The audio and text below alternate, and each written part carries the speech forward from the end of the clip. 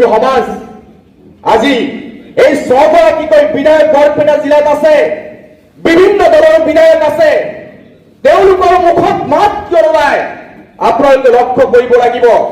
তেওঁলোকৰ বিধানসভাত বিভিন্ন ইস্যু লৈ গৰ্জি উঠে, কিন্তু বৰপেটা জিলাত যে এই অপসংস্কৃতি এই জোৱাবোৰ যে চলি আছে সেই বিধায়কসকলে কিয় মাত নোলায় সেই সকলো বিধায়কক কৈছো, একমাত্ৰ 2 এজনৰ বাহিৰে সেই সংখ্যালঘু বিধায়কসকল কিয় নিশ্চুপ হৈ মনে মনে বহি থাকে? কি স্বাৰ্থ জড়িত আছে বিধায়কসকল? নে তেওঁলোকে চৰকাৰ পক্ষৰ লগত মিলি আছে, না বৰপেটাৰ এছপি মহোদয়ৰ লগত মিলি আছে?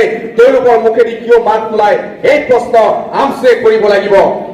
কাৰণ আপোনালোকে আমচু কৰিবলৈ আহিছে সংখ্যালঘু জাতিটোৰ একমাত্ৰ জাতীয় সংগঠন আমচু।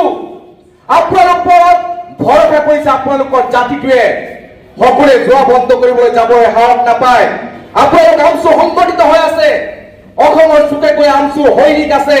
আপোনালোকে ইউনাইটেড ভাৱে সংগঠন চলাই আছে। অসমৰ জাতিৰ তুলত যদি কোনো শক্তিশালী সংগঠন আছে সেয়াই হৈছে আমচু। আমচু শক্তিশালী সংগঠনক মই সদম্বে ঘোষণা কৰিছো আৰু মই চেলেঞ্জ কৰিছো, কোনো সংগঠন নোলাব যি শক্তি আমচুৰ আছে।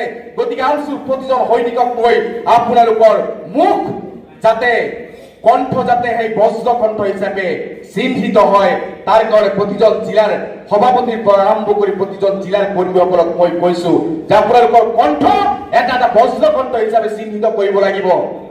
আপোনালোকে নাভাবিব যে আপোনাতকৈ আটাইতকৈ আমচুতকৈ চিন্তা কৰা অসমত কোনো ব্যক্তি বা কোনো সংগঠন আছে। এই সংখ্যালঘু জাতিৰ আটাইতকৈ বেছি যদি চিন্তা কৰিব লাগে সেই আমচুৱে কৰিব। বিগত দিনে কৰিছে আৰু অনাগত ভৱিষ্যতেও কৰিব। গতিকে সংখ্যালঘু সমাজত চলা অপসংস্কৃতি, মদ, জুৱা, ভাং, বাল্য বিবাহ তীব্ৰ সমস্যা ভৰসা কৰি আছে আমচুৰ ওপৰত। গতিকে আমচুৰ কোনোবা কৰ্মী যদি এই অপসংস্কৃতি ৰোধ কৰাৰ কাৰণে, সমাজৰ ভাল কাম কৰাৰ কাৰণে, সমাজখনক সুস্থ সবল সমাজ হিচাপে গঢ় দিয়াৰ কাৰণে আমচুৰ কৰ্মীসকলে জেলত যাবলৈ সদায় প্ৰস্তুত থাকিব লাগিব। থাকিব নাই আপোনালোকে?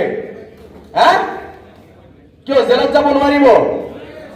আপোনালোকে আমচু কৰি লাভ নাই।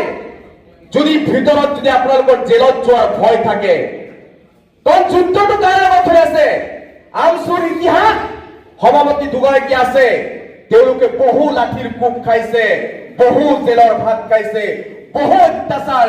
আমচুৰ প্ৰাক্তন সভাপতি আব্দুল ছামাদ আহমেদৰ শৰীৰত বহু লাঠিৰ কোব পৰিছে।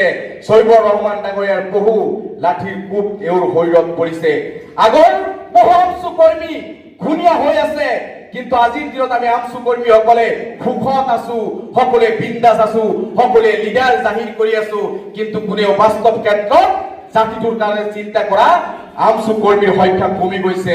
গতিকে মই অনুৰোধ জনাম যে আপোনালোকে আমচু যদি কৰিছে বাঘৰ নিচিনাকে আমচু কৰিব। কোনো কথা কওঁতে আপোনালোকে কি পৰালি ক'ব যে এছপি এৰেষ্ট কৰিব যোৱাৰ বিৰুদ্ধে কথা ক'লে সেই ভয় আপোনালোকে নকৰিব। এছপিৰ বিৰুদ্ধে সংবাদ মেল পাতক, আন্দোলন কৰক, লহৰে অনশন কৰক, আপোনালোকে কাম আৰম্ভ কৰক। আমচুৰ প্ৰাক্তন কৰ্মী হিচাপে আমি সদায় থাকিম। আপোনালোকৰ লগত যদি জেলত যাব লাগে তথাপি যাম, তথাপি কুণ্ঠাবোধ নকৰো। যিহেতু বহুতো বক্তা আছে, সন্মানীয় ব্যক্তিসকল আছে, মোৰ নিচিনা সাধাৰণ ব্যক্তিয়ে দীঘলীয়া ভাষণ দিয়াৰ প্ৰয়োজন মই অনুভৱ কৰা নাই। অনাগত ভৱিষ্যতে যিহেতু আমচু কৰি আহিছো, আমচুটো ভিতৰত সোমাই আছে এতিয়াও, সেইকাৰণে আপোনালোকৰ আহ্বানত আহিছো। প্ৰতিটো খোজত, আমচুৰ প্ৰতিটো সংগ্ৰামত সকলো প্ৰকাৰৰ সহায় সহযোগিতা কৰাৰ প্ৰতিশ্ৰুতি ৰাখি মোৰ ভাষণ শেষ কৰিছো।